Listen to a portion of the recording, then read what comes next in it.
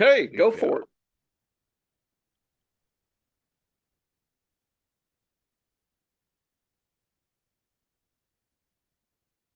How you doing, everybody? This is Dennis Michelson, D. Mike. Welcome to the science of fantasy football. Why the science of fantasy football?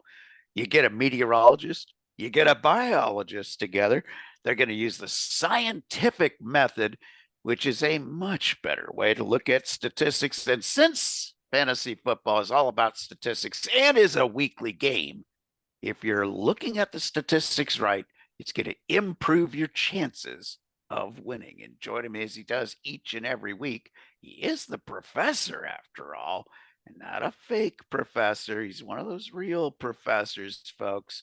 It is John Bush. John, welcome back. Hey, Dennis, I am recording today's show here. I'm going to pop it up on the my YouTube, and we'll pop it up on the sciencefantasyfootball.com here. And I think our show is kind of two shows in one. It's going to be heavy on the Your Data series, the MVP. You just put an article out. Great. Shaking the fantasy football world. I'm sure even as we speak, there are tremors still out there. And then we'll talk about the Super Bowl. There's these two teams that are not the Saints. So, as a Saints fan, I hope they both lose, but what can I say? I'm well aware of what it's like to have a Super Bowl without the Saints. So, Dennis, why don't we start with your? I'm going to throw up the throw up. I'm going to throw up the data. Let's see if we can share it here. Screen is loading. There we go. So I'm going to try to do the show here. So slideshow. I wonder. Okay. From current slide from beginning. Let's see if it will do a show. There we go. So this is your data. So why don't you give an overview? This is me taking over, Dennis. I'm sorry. It's Dr. Bush show, and I'm interviewing Dennis on his MVP index. And we put this data out there on your article, and I went further because you just can't throw spreadsheets and things at me and not me wanting to tweak it. And again, the data that folks will find on our site is bottom line is allow us to visualize aspects that we will then incorporate. The trick is when and where to incorporate this data, and how strong is it? Fantasy football being a system, everything is not the same as far as impact, and you would never know that on Twitter. It just mixes all together, and everybody's opinion is the same strength, or should I say weakness, and they don't ever try to parse out that, what I'm thinking over here is probably good for quarterbacks, or probably good in the early rounds or late. There's none of that parsing. It's just kind of, this is blank season. Here's my sleeper. And it doesn't really, I mean, if you found a sleeper, i.e., and they start going to cost you more in ADP, when is it not a sleeper? I mean, it's the definition thing that you and I railed on last year. It just gets sciencey folks a little angry when people make funny pronouncements, and it's just not part of the picture. So we're trying to change that in fantasy football. But circling back around, this is if people are watching this is your MVP, the year, the position, MVP, the highest player with the MVP, the lowest player, players above 100. So you kind of get a feel for your scale, above 75, above 50, and above 25, and then those that have 10 plus games. So Dennis, and then we've got the 6-year average as well. So we've got all the positions, and I'm tweaking this a little bit with extra data coming. So some of this data you've seen, some of it you haven't. But why don't you set the table for this MVP, and let's just march through my data slides here. We'll slog through it. So first of all, this is for complete games played, and the way I identify complete games, because you have to have a definition if you're going to do a scientific research on anything, including fantasy football. So a full game played for a quarterback is somebody who plays 75% or more of his team's snaps. So the bar is set low, but it eliminates guys that go out and get hurt in the first quarter of a game. I don't expect them to produce a full fantasy football game for you.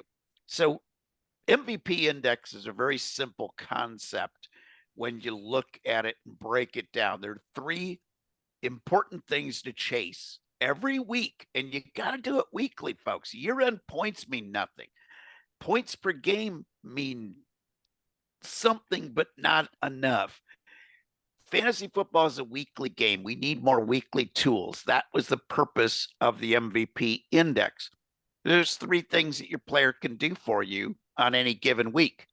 He can have a super great score, huge points game, and that might be enough. Him alone, one player alone, having a huge points game might win your matchup for you. He can do the opposite, though. He can have a lousy game that is so pitiful that he can lose the week for you. Or he can have a performance that is just around or above, slightly above the median, historic median at the position. And if he does that, he's going to keep you in the game. And I got news for you, folks. There is such a thing as consistency in fantasy football. And if you have a lineup, if everybody in your lineup hits that historic mean, I don't care if you have one guy on your opposing team that blows up for a big score. You are more likely to win if you just slug it out with an above median performance. So when it came to quarterbacks, it was interesting when I looked at this ADP over the last 6 years, because the number of players over 100, and 100 is an elite level. That's a guy that is going to score above that median probably about 60% or more of the time. And he's going to blow up for a big game for you about 15 to 20% of the time. And he's not going to have many bad games. So that is a player that you want as your starting quarterback in fantasy football. You want a guy who is not going to lose the matchup at quarterback. And the number of quarterbacks that qualify as elite has been going down. Last year, it hit 3, which was an all-time low over this 6-year data study. Why did I choose 6 years for the data study? Things happen fast in football. There are changes that are going on in football. There will be changes for the 2024 season in the way real football is played that will affect fantasy football scoring. If you go back more than 6 years, you're really starting to get to that point where you're like, okay, how much of what I'm picking up is just a simple change in fantasy football scoring based on the players who are coming and going, and how much is a case of how the game is changing. And you're never really sure which is which when you're looking at this data. So we might only have 3 elite quarterbacks right now because defenses have decided the quarterback is not going to beat us in real football. And that is reflecting itself in the scoring. Look at how many teams are playing that too deep safety look on defense.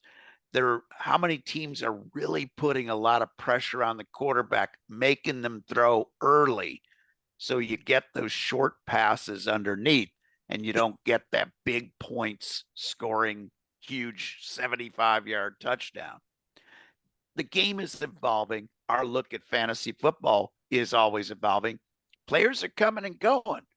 Guys like Drew Brees and Ben Roethlisberger and on and on have retired Brady. over time. Brady is Yeah. gone. Andrew Luck tickled the beginning of this study. We're looking at these guys who are elite quarterbacks that are leaving, but at the same time, the Anthony Richardsons, the CJ Strouds, maybe next year it's Caleb Williams and Jaden Daniels, maybe Drake May is a good quarterback that can make these elite levels over time. So the landscape is always changing. But if we look at the median MVP index over the last 6 years, it was 69. This year it was 59. We are seeing a drop in scoring when you look at all of these dynamics when it comes to the quarterback position. And our way that we draft needs to keep up with that. When I saw the changes happening in the consistency numbers and in my weekly values over the last couple of years, I said it's more important than ever before to have an elite quarterback. And this data shows that that is true.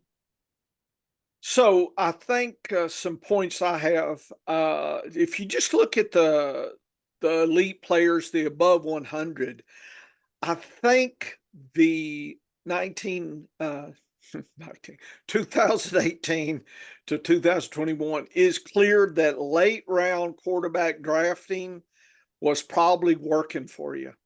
Oh, yeah. 22, 23, rut row. The rug was pulled out. So if people take nothing else, this slide, what you were comfortable with last year, and even in your diary, said, "Oh, I drafted late and still won my league." If I'm 2021, I'm feeling pretty good about late quarterbacks. Boy, 2022, boy, I just got squeezed here. And anytime you see an amazing drop, look at 2022 and you see 6, it's like, wow, that's the lowest it's been in 5 years. That gets me extra worried because is things changing? And it looks like, obviously, then, predictive wise, 2023, we were down to 3. So part of the way I use Dennis's data and my data is it's I know we're kind of tea leaf thing, but when I see these trends, I get extra worried. So 2024, Dennis, I'm thinking, okay, even if we bounce back to 6, we are still not to the golden era of 21-20 where we could just basically sleep during the draft and towards the end grab a quarterback and run with it and be viable. So I don't know if I'm going to be as crazy as I was last year. I think I'm going to say, okay, after the top 5 or 6, I better have something. And right now, drafting 40 teams, I can let a few things slide, but this data is moving me to that tendency to grab a top quarterback. And I've got my data shows the round you need to be worried about. And I'll give you a hint. My data says it's about round 5 and 6 is about the last ticket out of the station. So yeah, I know there were good players and loves and things. We're not looking at the exception. I guarantee you, in fantasy football arguments, everybody can pull out some extreme variant, say, well, what about this? I mean, it's a giraffe. It stands above. It's weird. Where did this come? It's an outlier, whatever you want to call it. You cannot live and die by stats and just live by the outliers because you're going to get really burned. But you've got to understand outliers exist. And if people grab outliers, great. And if they're in their diary, Dennis, if they show the last 6 years, they were able to wait till the last round to grab a quarterback and it worked out, then who am I to say why change your strategy? If it's putting money in your pocket, go for it. So your diary, nothing stands by itself. It's a system. Approaching fantasy, which is a system, you need a system. And that's what Dennis and I are trying to do. So that's my takeaway here. But it's very amazing that 2020, 77, 2019, 77, boy, those were the golden era, and had a little trimmer in 2021 at 68. But 2022, that should have took a fish and slapped you against the head there for the old fish slap dance there from Monty Python. And then last year, so basically we're down at that tier, 69, 60%. So that's right now until things change. I'm thinking the top 5 or 6. I'm going to be looking hard. Now you're saying, well, when do you pick the first? Folks, part of it is how the draft plays, right? Remember, this just kind of points you in the direction, but you look at value, you look at scarcity. I mean, there's lots of other things, but it kind of puts you in kind of a zone. So right now, my zone's going to be top 5 or 6. Here's February, right? The day before the Super Bowl. So that's what I'm saying today. I don't know what I'll be saying in August, but part of this is to just kind of get you ready to think about things. But I would say this: if you cleaned house in 2020 and and 2021 because of a late quarterback, better check your diary. Just and like I said, if you survive the lean times that was 2023 and 2022, great. But if you didn't and you got blown up and you're thinking, well, how did I lose last year? This may be an indication. And I think Burrow really was on that cusp last year.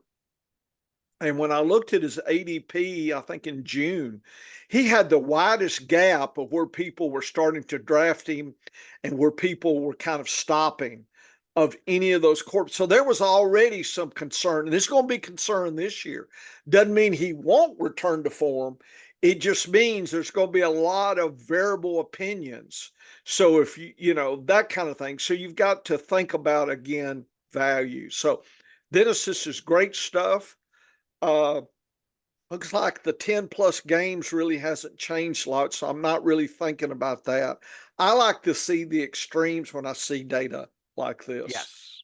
Yes. Yeah. And the last year, as part of my better than zero strategy, I was telling folks. Do you have an article about that where you give away the farm? Yeah, Editors still mad. Yeah, you're better than zero strategy. Basically giving it away for nothing on Science of Fantasy Football site. The editor's still mad at Dennis, right? Dennis's last birthday, he gave him a deflated football. That was his present. Yeah. And I was telling everybody that you want to have one of the top 4 quarterbacks this year is the way you want to play this out. Now, I'm not going to force a real early pick, but my strategy was pretty simple. It depended on where I was in the draft. I usually wasn't taking the top guy, but as soon as that first quarterback went off the board last year, I was starting to think quarterback with my next position or my next pick, no matter where I was in that lineup, because I knew there was going to be a run on quarterbacks and I'd be stuck if it came way back to me. Now, next year, I'm going to say this. CJ Stroud wasn't one of the 3 elite guys. I think he could be next year. Jordan Love wasn't quite there. He might improve next year. Anthony Richardson, of course, didn't have 10 games played, so he didn't make this chart. If he had, he would have been in that 100 range based on the small sample, 2 healthy games you had. But my point this year is, while I said be in the top 4 this particular year, last year, This year, I'd probably wait until the second or third guy was taken because my goal is to be in that top 6. Because the way data works sometimes too, and you know this, Professor, if the median for 8 or for 100 plus is 8.5, we're going to trend to go back towards that number. I don't think we're going to go from 3 to 1 unless something really has changed in the game of football. But if we go from 3 to 1 and we still see that over 75 number not change much, then I'm okay with being late, because now only one team's got that great quarterback and the rest of us are with the guy that's not going to be much different from week to week. So that's the way I look at this data. And I say, I expect an improvement next year at quarterback, because as defenses try to shut the quarterback down, we've seen with Mahomes in the playoffs, he's trying to beat him through 1,000 paper cuts instead of a knife to the throat. So defenses will have to adjust again. They'll have to loosen up a little bit, maybe as far as being so defensive for that long pass. They'll have to come up and stuff the box a little bit more. They'll have to play that over the middle route a little more, and that opens up for the big throw guys to score again. So I expect, because of the players that are coming into football, the players that are developing and getting better in football, that this number 400 plus will probably be closer to 5 or 6 next year than it will be to 1, 2, or 3. And my ADP analysis, again, last year it was like 1, 2, 3, and then a gap. And Burrow was part of that. So based on what Dennis says, you still have to see how it's being dealt out. In other words, if it's 1, 2, then a break, and then 3, 4, and then a break, and then 5, 6, 7, 8, 9, 10 right there. See, then it gets muddled. And if you wait after the 4, then you could get burned. So just do realize that how the public is taking the players might force your hand, right? But if it's 1, 2, 3, 4, and then 5, 6, 7, 8, I mean, it just depends on that break, Dennis, and we won't know that till later in the summer. So your strategy, I guarantee you, Dennis's and my strategy will move as the public moves. We want to stay ahead of them. You cannot say February, I'm doing this in August. I mean, that's foolish. And I'm not declaring anybody's season and super sleepers and all this other BS that you'll see in Twitter. Look, this is going to be lean times for the Twitter clickbait people. So they've got to try to, get you to click things. So it's all this outrageous stuff. Like, folks, don't forget, if you don't draft X or Y, you lose. Man, I better figure out what that is. That makes you want to click. So it's not about the data anymore. It's about how good that click title is. And I do not have a PhD in click titles. I'm sure that's, I'm sure it's another degree that students can go a couple 100,000 in debt and, still have student loans at my age. I just turned 64, Dennis. You probably didn't know my birthday was Thursday. So I'm now 64. Woo, woo. And so anyway, let's go to the next data. Ooh, this is Dr. Bush's data, Dennis.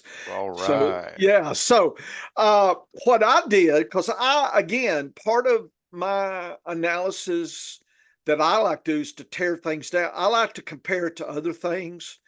If you're in agriculture, right, you're saying, well, how good is my corn? Well, it maybe soybeans is telling you something too about maybe your soil or it's depleted or what. I mean, you just need to keep track of lots of things. And so what I did here was I looked at the total quarterback PPR averages for the years that Dennis was playing in. And I just wanted to see what was the best PPR scored by a quarterback. And I kind of wanted the best and kind of the average there. And then the green bars are Dennis's numbers here. His MVP data, his average. You can see 20 and 19 and 18 were kind of and even 21 were the golden era, and then 20 and 20, 22, 23 we dropped, and so we saw that last time. And if you look at the median or the max across, that really hasn't changed. So that tells me that Dennis's data is not very responsive to, PPR, the best PPR points, and that's probably not a surprise. What was a surprise to me, look at the total, the little blue trend line, Dennis. Some of your higher MVP, we had some of the lowest quarterback as the population averages. And in fact, the last couple, yeah. So I'm still trying to figure out what that means, but that's the kind of data. It's almost an inverse data. And what does that tell me now? It tells me that Dennis is looking at things differently than probably what the public will look at. And I have said this on occasion from the horse racing. If you're able to have some interesting data away from the public, and your data is telling you interesting things that's valuable, you have an edge. So that's why I think right now, until everybody adopts Dennis's MVP, those of us that look at that, we're going to have an edge, because people are looking at, quarterback total PPR points, and they're saying, oh, everything's, fine. It's all toasty and warm. And last year and the year before, even. In fact, they would argue 2022 was the golden era of the last six, and so forth. So I'm trying to think what that means, Dennis, and trying to figure all that out a little bit. I've got some ideas, but I haven't had time to follow up on those. But what they should do, what this data should do, was inspire us. But that question slaps like a fish across the face. What is going on here? Because remember, the public looks at last year, and basically the last couple games is going to be in their mind. And so you can bet that Mahomes, if he wins the Super Bowl, Dennis says that's a sure thing. If he wins Super Bowl, then he'll be the number one quarterback or close to it, right? He'll be in the top 1, 2, 3. Again, people are just going to salivate to get him, may even overpay for him. And Dennis is going to, I'm curious to see, is Dennis going to ignore value and grab him too early? And he's probably going to tell you no, but then that little Kansas City demon says, don't you be a sucker. That's our boy. And he's, well, I know it's round one, but you better get him, because it's the forge and hoard thing in fantasy. When these people see runs, right? The last three people have grabbed running backs. It makes you want to be great, like your dog, right? You got 3 or 4 bones over there, and some of your fellow dogs have grabbed a bone. You're saying, boy, that pile's getting lean. I need to go over there and grab all of them. It turns and makes you greedy. So there's some psychological side of things that you can check out my lessons and whatnot. And that, because of what happened, and we do what happened last week and last year, that makes us overvalue those things. It's a new season, new players. There'll be free agents, rookies, new coaches. There'll be a lot of shuffling of the deck, but people are still thinking like they're dealing from the last deck. And I assure you, go to Vegas and start counting cards, they will get a new deck in if they don't throw it out. And so the deck does change, Dennis. Yeah, and right now, and it's early, it's February 10th. Mm-hmm. Mahomes is the third ranked quarterback on using my MVP data, because when I try to predict the future for fantasy football, I always use that 2-year data set. Right. So Josh Allen, Jalen Hurts right. are 1-1A, Mm-hmm. and they are well above Patrick Mahomes. The fourth guy is the guy I will probably bet on in more fantasy football leagues next year because he'll be the best value, and that's Joe Burrow. And there's two reasons right now that I like Joe Burrow. Cincinnati's defense is going to be on the decline next year unless they have a great draft and they really play the free agency game right. Their defense is going to be going down. Not as bad as Philadelphia's right now. That's why I love Jalen Hurts, because their defense is challenged. And I love Josh Allen because he's a beast and he just is a touchdown machine. But there are guys farther down the list, namely Justin Herbert, that I'm interested to see where he goes. CJ Stroud, I'm interested to see. I mean, you're basically talking about value, Dennis. Value. It's Yeah, all yeah. about where they It's come in all value. about the value. Yeah.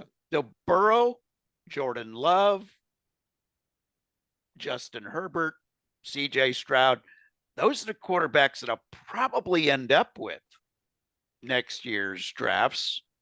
Again, it's February. A lot's going to change between now and August, but those are the guys that Well, I think imagine, will be say, the better Chase breaks a leg and he's out in preseason. value. Oof. You see what I'm saying? See, if you get yourself all settled and then something dramatic happens, well,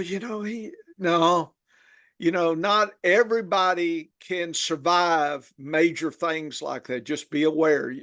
I would drop, anything dramatic. I want to take some more value then, even if they're, I want to play it cautious. And we'll talk about value and some of my patterns I'm seeing for this year. I mean, this is way too early. We're just talking theoretical, and I do agree that and again, last year, like I said, Burrow was really interesting to me because the gap, kind of his spread, but the rounds he was being picked was really large. And that tells you something a little bit. And one interesting thing that I notice in the data, again, being the pattern guy, it's almost as if the MVP index is sort of that canary in the coal mine that gives us an advance warning that a decline in quarterback points is coming, because we're looking at two different populations here. We're looking at the number of elite quarterbacks when we look at that quarterback MVP data. The green box. The green box on this chart.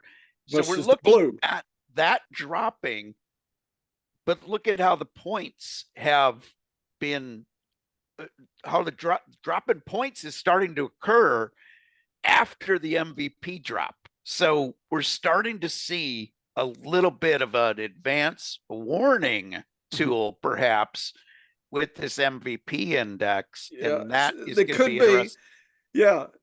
Dennis, in biology, it's a classic predator-prey relationships. Ooh. If you look at the number of, snowshoe hares and the number of wolves, the population of the rabbits peaks, and then the wolf population starts peaking a year or so. In other words, they're behind because the more rabbits, the more wolves.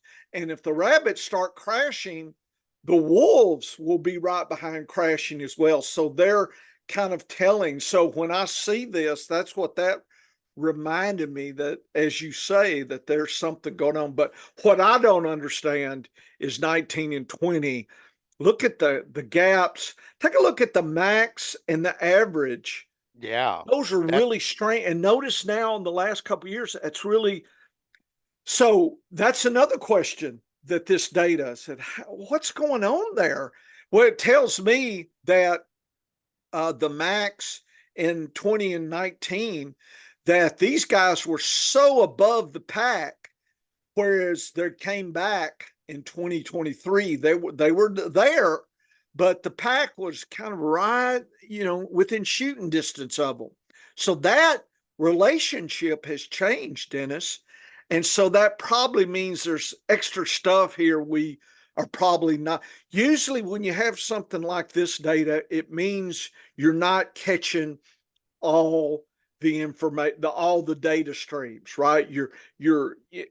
Look, we will never have the right until we can predict the future, right? Get our time machine. But that's what it warns me as a big data guy, that there's something going on there. And I don't know what that there is. But if nothing else about this data, people should try. It's better to be cautious and a little scared when you're drafting versus 12 beers in and you don't care and I'm drafting my guy. And that's fine. That's the league I want to play in, to pick your pocket and take your money. But if you're trying to do something beyond that, you should draft scared, but not foolish, and not with an understanding. And that's the hardest thing as a data person, is to look at giraffes, look at last week, and fight those psychological tendencies. And it's there. The little demon and the angel are on our shoulders every week telling us, man, how did you sit blank last week? What a fool. Don't sit him this week. It might be a completely different scenario this week, Dennis. And so it's a constant fight.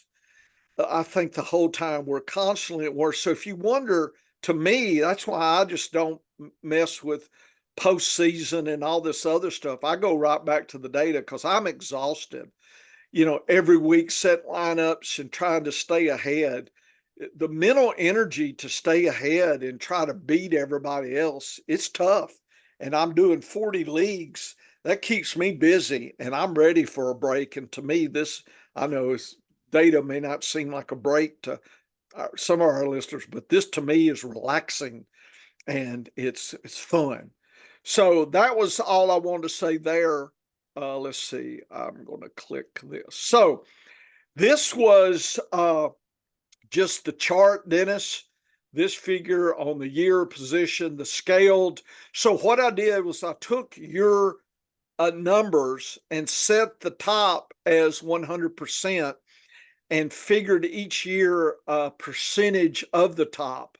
That's what I called scale. So all the data that I showed you is now on the same scale of 0 to 100. So that, I think, allows us to look at things in a little bit clearer way. And so we have you can see the relationships within each of these on the same scale. So that's why I like to do that. So this chart is there, but let's look at the graph. If I can click. Yeah. So let me move this, Dennis. I don't know if you're seeing that. Do you see that toolbar? Yes. Yeah. Okay. Well, let me hide it up here then. Okay. So if we look and put it on the same scale, the MVP is the green diamonds, right? Dennis is the diamond player here. He's hard as super carbon. He's tough and rough. And he hopes his KC boys are too. But there it is as far as the scaled. And if you look at the scale, the last couple of years, it's down. And you can see 2021 was that time when you started. I think, Dennis, I mean, if you scale it, it almost seems like 2021 was the harbinger of 2022 and 2023. If you look, see, because you had 18, a little bit low, but still pretty high, 19 and 20. So those 3 years were a lot alike. 2021 was different and low, and then now the last 2 years. So again, what 2024 is going to be. And if you look at the max data, notice on the scale, the max actually went down as well.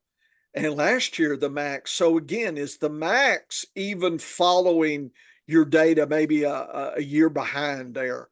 So I was curious if we see another drop in the MVP. I'm wondering, will we see a drop in the max? And then the purple is the scaled PPR average for quarterbacks. And again, Dennis, this is something really strange. 2019 and 18, look how low, and look at the last 3 years, how high. So I think there's a lot of quarterbacks scoring a lot of points right kind of under those elites. So I guess the field's getting really stacked. And if any of those top elites stumble, then it's going to be hard to pick out who I should pick out of that pack. And I think that's the danger when you got too many choices in fantasy. You pick wrong, just like in horse racing. If all the top three favorites are 2-1 to 3-1, and you're like, well, they're obviously real well thought of, but which one's the best? And you can't, it starts getting a little murky versus a 1-9 versus, 5-6-1 are your top three favorites. Pretty clear which, who's should win. And so again, this dramatic difference on these PPR, the pack, I really think 18, 19, and maybe even 20, the pack was really far back from the elites. And we haven't seen that in the last 3 years. So what does that mean for 2024?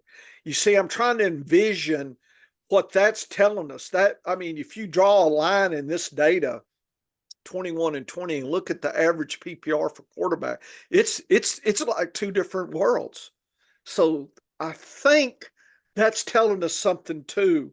And I got to think about it a little bit more. But I thought you would like to pontificate on it. So Dennis, I don't think you've seen this data.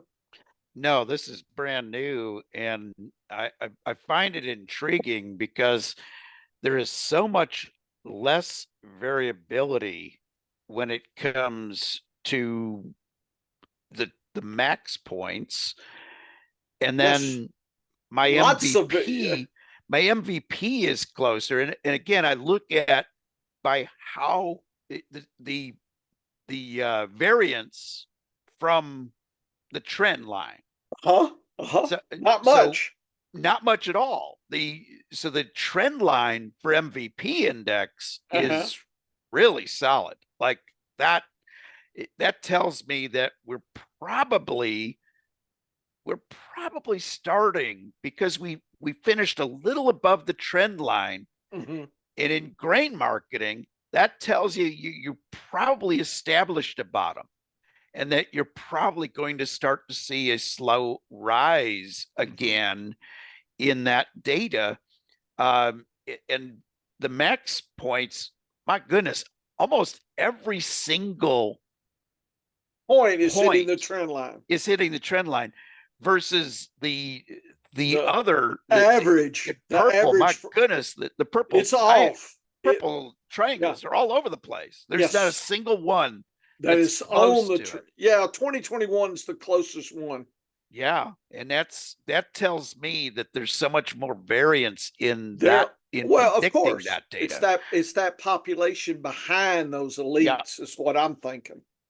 Yeah, so I'm thinking, like, when I look at these trend lines versus the year of data, I'm really more excited about my MVP index, because it looks to be something that will be predictable. And like I said, with my data steady, just finished a little above the trend line, I think we are going to establish a change to that trend line going forward in 24, 25, and 26. So that's my early prediction right now. And I'm predicting it out 3 years for you, Professor. I think the trend line is going to flatten. I think we've seen a low with MVP, and I think we're going to see a rebound. I don't think it's going to be great in 24, 25, 26. I think it's going to flatten out a little bit, but it's just going to be a slightly higher than that trend line would be forecasting. Yeah. And again, just for those that are kind of new to data thing, and you hear old data doesn't tell you anything, whatever. It is, if you hadn't figured it out, Dennis and I are pulling from all sorts of different fields. We've watched football for years. As a kid, I played football little league. I was the original refrigerator, by the way, Dennis. William Perry didn't have nothing on me. I was a big, rotund kid at 5th grade, Dennis. I was the heaviest kid on there. I just couldn't run. They tried to put me on defense, and I'd break through the line, but, I'm just kind of, a sloth, and I couldn't catch but I could pressure him. He was running. He wasn't running to me. So I was, whatever side they thought the run was going to be, they would shift me to that side because they knew, uh-oh, you're not coming with big boy here. So I was, yeah. And then I played tackle as well. So I was on field all the damn time because I was so damn big in fifth grade. You know, the coaches, you know, are not fools. So, and so they always ran to my side, and they ran away from me if it was I was on the defense there. But anyway, we are drawing from all sorts of experience. We've had experience looking at data, you in meteorology, me in biology. So that is the level of playing with the data. So that's why we chose this route, because it's something we've been doing. And to me, when I see this, this inspires questions and more research, and that is the scientific method. And I urge people to start getting into this a little bit, because I think it gives you clarity in a different way that most people have in your league.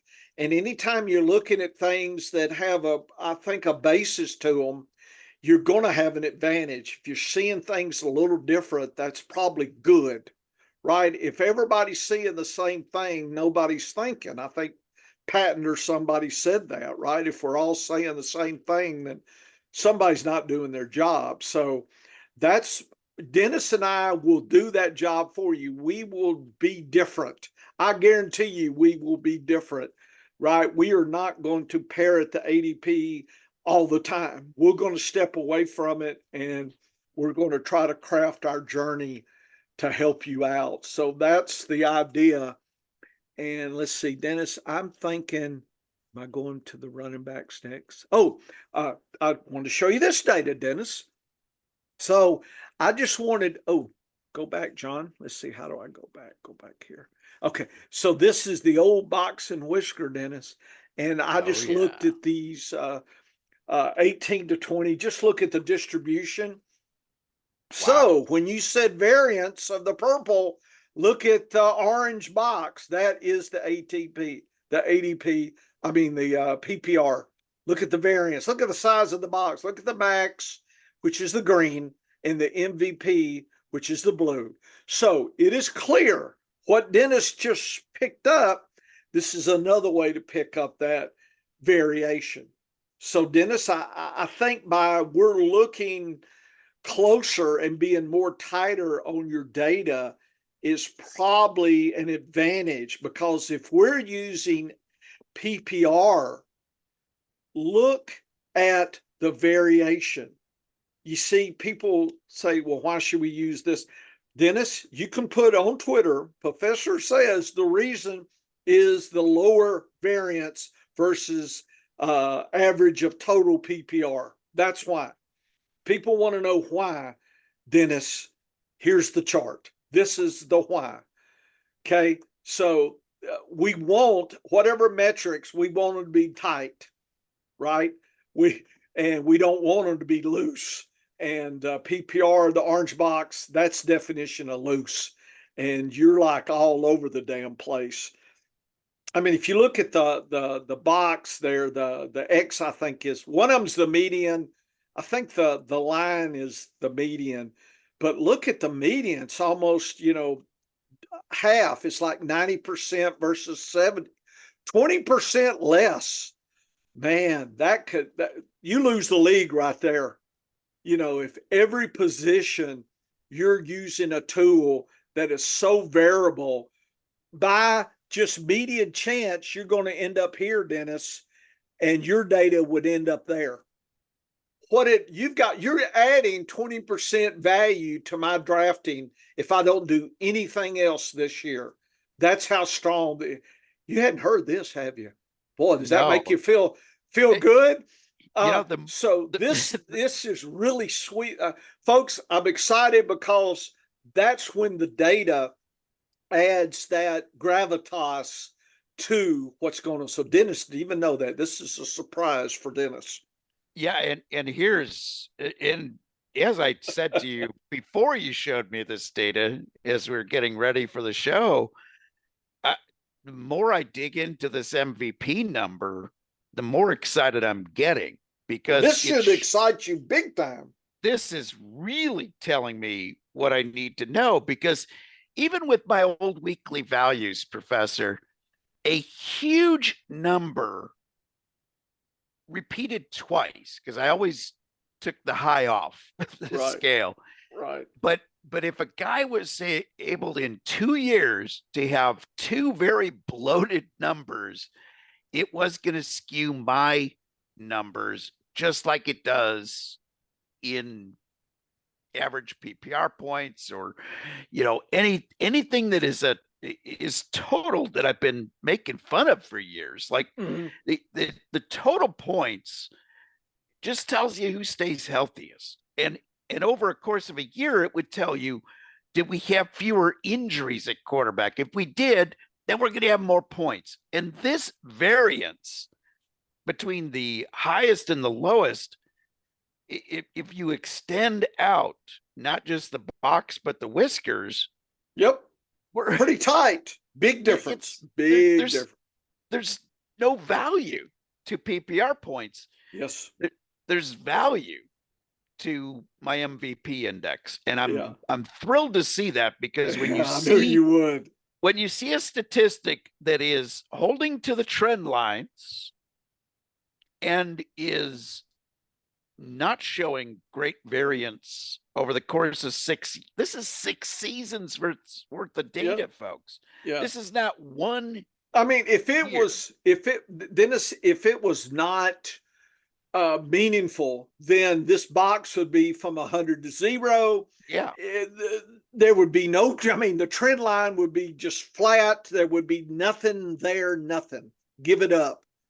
And it is clear the association of your MVP with each other versus the PPR. Like I said, I'm telling you, I'm safe. If you want to say on Twitter, I might tease you, but I think you could safely say you're adding 20% value to people following along with your MVP versus, people on average. Now, does that mean that some of these cats, well, I'll do, Dennis, there's going to be people that can stay on the top half or even Sure. in the whisker of Yep. PPR. They're good. Yep. Okay. There are good people out there, folks. This is not us saying our way or the highway. It's just saying you better be damn good if that's, where you're fishing, right? I mean, if the lake is miles long versus it's a pond and you're catching big catfish and so am I, great. We both eat. But on average, it's hard to get a lot of catfish in a big lake, whereas in a pond, if you got them stocked, you probably could just reach in, put a little piece of liver on your hand and grab, I don't know if you've seen those TikTok videos, these fools, they'll stick their hand in the water and these fish will come, Yeah. they'll grab, down here in Arkansas, that's, they'll put a little meth in the water and those fish will float right back up. Hey, that's how we do hillbilly harvesting down here in Arkansas. Take your old jug of moonshine, couple swigs, and throw your crystal meth in the pond there, and then you leave it for about 10 years and you come back. So you get you a bunch of ponds and you're saying, are those your ponds? Well, no, those are your neighbor's ponds. He just doesn't know why he can't catch no more fish because you done raided it. You and your boys with your big 4-wheeler truck been out there and had your little catfish party. But, I don't tell my neighbors that, so they don't know where I live. But, now in Louisiana, Dennis, we don't have time to make the meth. We just use dynamite down there. We ain't got time for that. And if you're a biology fish professor, he had a shock device. So he'd put on his rubber suit, basically a suit, looking weird here with his rubber thing. And I don't know what he did at home, but he'd go out there. I don't know his wife. I don't know. Here's the shocking, but he had a shocking machine. You put it in the water and you twirl it around or something and you shock the fish and they come up and so in biology, folks, anybody want to be a biologist, always study something you can eat. Because if your experiment fails, well, at least I can eat the catfish, right? Because if you study like worms and your experiment messes up, well, what do you got? I got a bunch of dead worms. I don't want to eat those. I mean, they could be fish bait, maybe.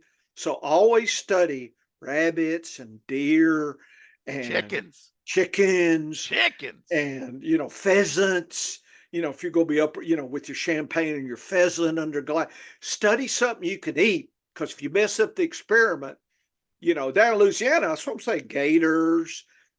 Every once in a while, you'd eat a nutria. They taste a little, like chicken, a little haunch of the nutria there. Instead of Buc-ee's, they have nutries down there at that store.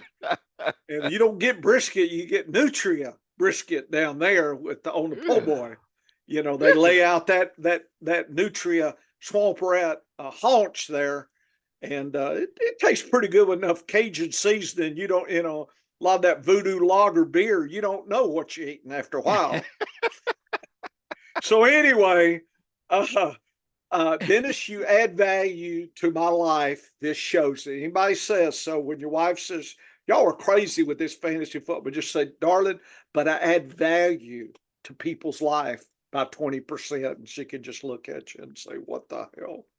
Yeah, and here's the thing is if I'm continuing to tell everybody that MVP chases the three things that matter most in fantasy football, and I don't outperform max PPR points with this chart, then I'm not chasing the three things that matter most. But the fact that I'm chasing, that I'm performing better, tells me that my hunch, which was a logical now conclusion. This is quarterbacks. Let's step back. Don't get just too aggressive, because I've got the other positions data out there too. I'm gonna leave that as a surprise, but for quarterback, which is no doubt very key, it can help you win your league.